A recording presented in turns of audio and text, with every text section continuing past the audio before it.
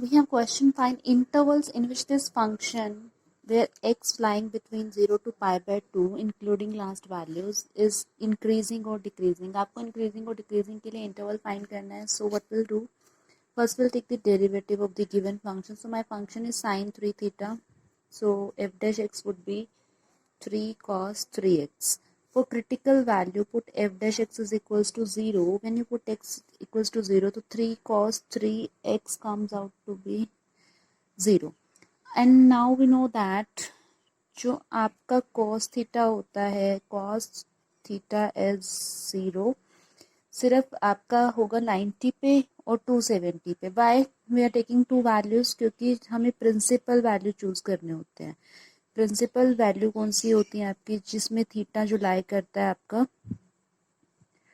0 to 2 पाई के बीच में होता है. I am talking about theta only, अभी नोट अबाउट एक्स. तो थीटा आपका 0 to 2 पाई के बीच में लाई करता है, वो प्रिंसिपल वैल्यू होती है. ये सब हमने 11th में किया हुआ है. So according to this I am getting two values for theta. My theta is 3x, so I am getting 90 and 3 pi by 2.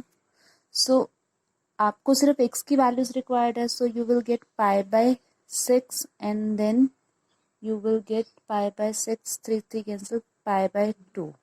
So total values I got, ये आपकी होगी pi by 6 value and this is pi by 2 and the interval is 0 to pi by 2, so this value would be 0. So we'll check for this interval and for this interval.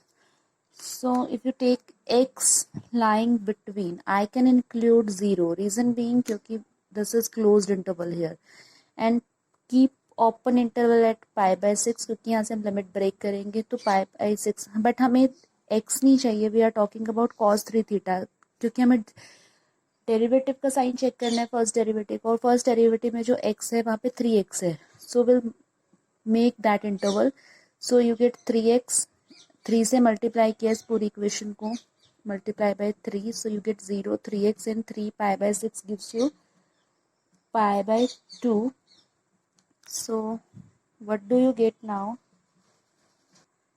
So this is my first quadrant and f dash x यानी कि cos 3x की अगर हम बात करें, अगर वो 0 to pi by 2 के बीच में लाई करता है आपका, तो this is what f dash x is greater than 0, positive value आ रही है, तो function is increasing in interval 0 to pi by 6 because we have started we are checking the value for 0 to pi by 6. So my function is increasing in 0 to pi by 6. Now we'll check decreasing value. So now let's take x lying between pi by 6 to pi by 2 and 3x would lie between 3 pi by 6 to 3 pi by 2.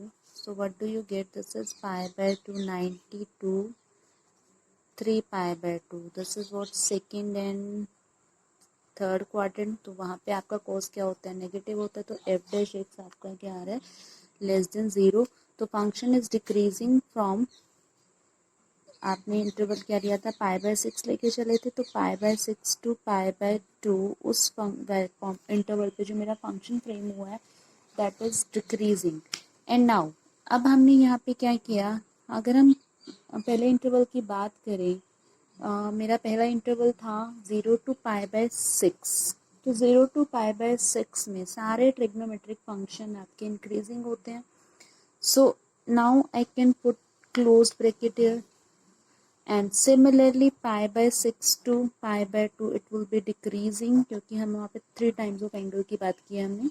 Also my given function is continuous at value x is equals to 0 and x is equals to pi by 6. अब slightly less जाओ, वैसे भी I have discussed that every trigonometric function is continuous, so we can put closed interval here. So this is increasing part and this will be decreasing part.